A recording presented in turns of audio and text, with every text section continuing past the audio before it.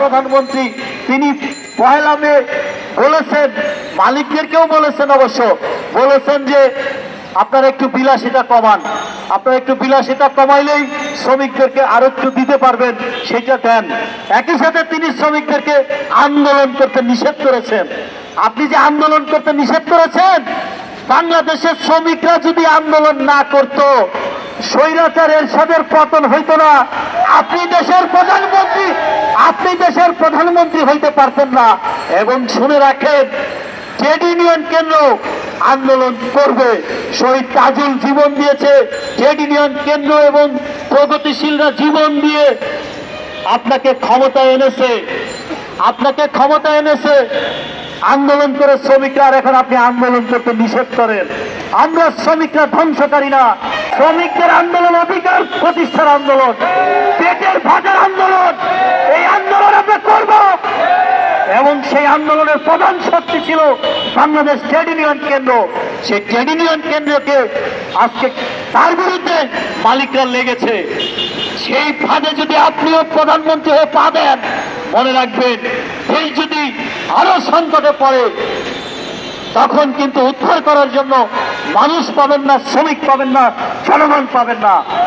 সুতরাং আমি কথা বাড়াতে চাই না, পরিষ্কার করে বলতে চাই, এইসব জালিয়াতি বন্ধ না করলে হবে না। এখন কি ফাঁদ পেতেছে? এখন ফাঁদ পেতেছে বিজিএমইএ এর এক ভদ্রলোক আদম সারি সাহেব আমাকে কালকে ফোন করেছিল যে এটা তাড়াতাড়ি শেষ করা যায় না, তাদেরকে একটা দরখাস্ত দেই, তারা তাড়াতাড়ি শেষ করুক। আমরা আজকে মন্ত্রীকে যে দরখাস্ত দিচ্ছি তার কপিও ওনাদেরকে দেব। হ্যাঁ, আমরা মালিকের সাথে তো বসতে রাজি আছি, কিন্তু এই সকল জালিয়াতি বন্ধ করতে হবে। 25শে এপ্রিলের চুক্তি বাস্তবায়ন করতে হবে। 25শে এপ্রিলের চুক্তি অনুসারে ওই গ্রাচুইটি পাওনা তো আছেই, একই সাথে লে অফের বেনিফিট না, পূর্ণ মজুরি শ্রমিকরা পাবে। সবচেয়ে বড় কথা, এই আইডি কার্ডের অরিজিনাল জয়েনিং ডেট যেই তারিখে শ্রমিকরা চাকরি শুরু করেছে, সেই তারিখের জয়েনিং ডেট দিয়ে নতুন আইডি কার্ড, নতুন কাগজ আমাদের শ্রমিক ভাই বোনের কাছে না আসা পর্যন্ত আমাদের শ্রমিক ভাই বোনরা এই লড়াই থেকে এক বিন্দু পিছু হটবে না। যত ধরনের কারসাজি করেন জানি, ওই মালিকদের নির্দেশে অনেক কিছু হয়। আপনাদের জলকামান আছে, গুলি আছে, টিয়ার সেল আছে। আপনাদের এই সকল লাঠি, গুলি, টিয়ার সেল, জলকামানের জবাব এই বাংলাদেশ দিবে।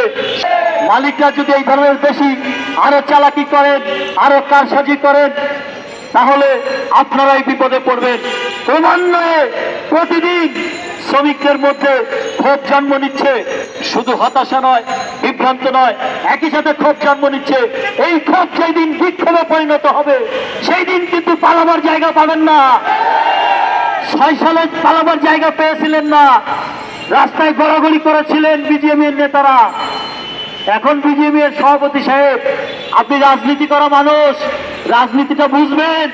মালিকদের এই সকল কারসাজি বন্ধ করতে বলেন এবং আপনারা ভালোই সমাধান করেন। আমি আমার কথা বাড়াতে চাই না, শুধু এই কথা আবারও বলে শেষ করতে চাই যে 25শে এপ্রিলের চুক্তি সেটি বাস্তবায়ন করতে হবে। এই 5ই মের আগে joining date, original joining date বহাল রেখে কার্ড দেওয়ার কথা ছিল, সেইটা দেওয়া হয় নাই। এইটাই এখন আমাদের অন্যতম প্রধান দাবি। তার সাথে এই কারখানা চালুর যে দাবি এবং মালিকানা নিয়ে যে নানান কারসাজি, এবং সেই কারসাজিটা আমরা জানি না। আমাদের শ্রমিকদের অন্ধকারে রেখে কি চুক্তি দিয়ে মালিক করলেন আমরা তা জানি না। রাতের অন্ধকারে জেনারেটর সরিয়ে নিলেন, মেশিন সরিয়ে নিলেন, এখন গা ঢাকা দিয়ে পার পেতে চান। আজকের মধ্যে এই মালিককে ধরে এনে আইডি কার্ডে পূর্ববর্তী তারিখ, অরিজিনাল জয়েনিং ডেটের তারিখ, সেইটা ঠিক রেখে কার্ড দিতে হবে। অন্যান্য বিষয়ে ফয়সালা করতে হবে। তা না করা পর্যন্ত আমরা আমাদের সংগ্রাম থেকে এক বিন্দু পিছপা হব না।